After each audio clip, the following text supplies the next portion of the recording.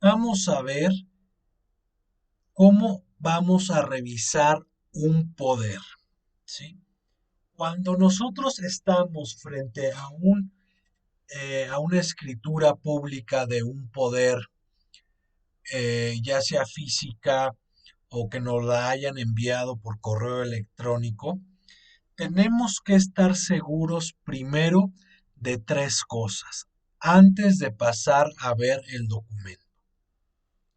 Primero, tenemos que estar seguros de quién tiene que otorgar el poder.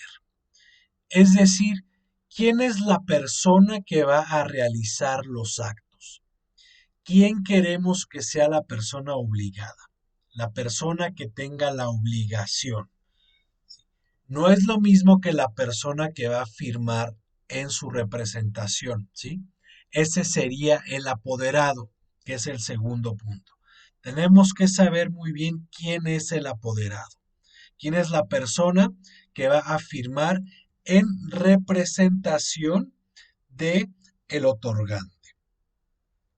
Y tercer punto muy importante, tenemos que saber qué actos va a realizar el apoderado en representación del otorgante. ¿Para qué es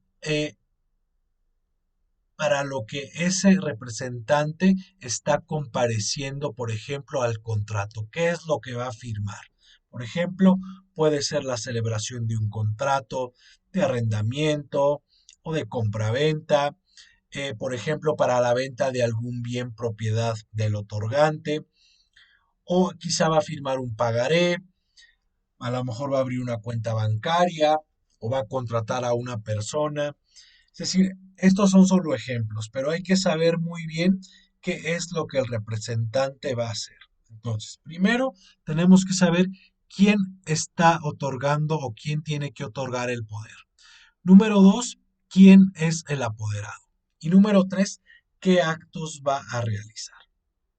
Una vez que hayamos hecho eso, entonces sí vamos a poder revisar nuestra escritura pública.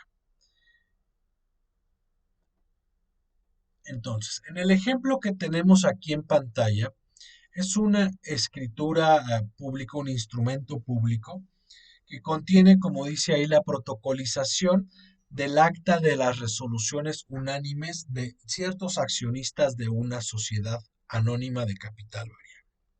Entonces, si recordamos los tres puntos que habíamos visto, primero tenemos que saber quién es la persona que otorga el poder. Entonces, si nosotros estamos eh, revisando el poder con respecto al cual el representante al amparo de ese poder va a comparecer en representación de esta sociedad anónima de capital variable, entonces confirmamos que esa sociedad anónima de capital variable que aparece en este instrumento o en el instrumento que tenemos a la vista, pues es la sociedad con la cual vamos a contratar o la cual va a llevar a cabo el acto. ¿De acuerdo?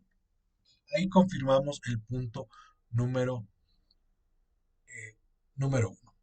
Número dos, si se acuerdan, tenemos que saber quién es el representante legal o el apoderado. Entonces, nosotros ya vemos en nuestro contrato, en el acto que se vaya a llevar a cabo, quién es el apoderado o el representante legal, y entonces ya teniendo su nombre lo tenemos que buscar en el instrumento público. Y para eso tenemos que entender cómo funciona el instrumento público. En este caso, se trata de una protocolización del acta de resoluciones unánimes de ciertos accionistas de una sociedad anónima de capital variable, en la cual se contiene el otorgamiento de poderes. Entonces, este es nuestro instrumento que va a contener esos poderes. Después, el notario incluye los ciertos antecedentes y en una siguiente sección debe venir ya el texto del acta que está protocolizando. Entonces viene en el punto cuarto o artículo cuarto el acta que se protocolice. Y ahí se confirman las resoluciones unánimes por medio de las cuales, primera, se confieren ciertos poderes. Entonces, aquí, en este inciso, o en este punto van a incluir los poderes. ¿Quiénes son los apoderados y qué poderes tienen? Entonces, lo primero que tenemos que hacer es buscar el nombre de nuestro apoderado. Ya que lo hayamos ubicado, hay que entonces ver qué actos va a llevar a cabo. Si va a llevar a cabo, por ejemplo, como decíamos, una compraventa de bienes, quizá va a contratar a una persona, quizá va a hacer algún trámite en ante alguna autoridad de gobierno. Entonces, ya sabiendo qué es lo que va a realizar, entonces sí buscamos eh, si esa persona tiene poder para llevar a cabo ese acto, si tiene poder de, para pleitos y cobranzas, poder de actos de administración, poder para actos de dominio, por mencionar algunos. Y también tenemos que revisar de manera muy detenida cómo va a poder utilizar esos poderes.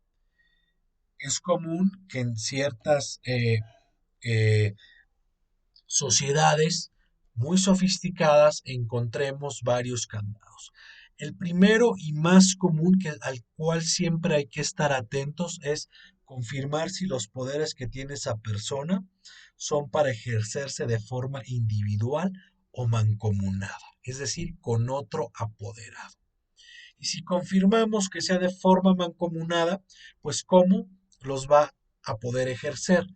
En ocasiones, como el ejemplo que tenemos aquí en su pantalla, pues vemos que se designan ciertos apoderados tipo A, apoderados tipo B, apoderados tipo C, y dependiendo del acto que se va a realizar, se pide que comparezca un apoderado tipo A con un apoderado tipo B o dos apoderados tipo A, etcétera.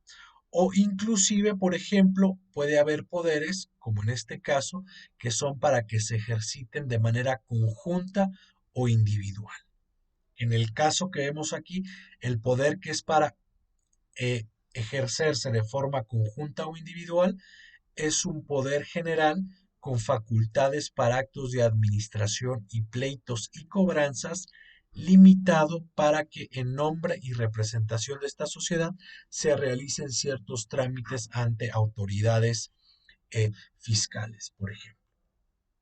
Este poder sí se puede ejercer de forma individual. Pero ¿qué pasa si nuestro apoderado quiere vender un bien de la sociedad? Pues va a necesitar un poder para actos de dominio. Y en este caso, como lo vemos aquí en el ejemplo que tenemos, pues ese apoderado va a tener que actuar con ciertas condiciones, es decir, acompañado de otro apoderado, ¿de acuerdo? Y también va a haber que revisar si esos poderes están limitados en el tiempo o en cantidad o para un fin específico, ¿de acuerdo? Entonces, eso a grandes rasgos sería cómo eh, revisar o empezar a revisar un poder. Si quieren profundizar más en este tema, los invitamos al taller de poderes que vamos a tener este próximo sábado. ¿De acuerdo? Gracias.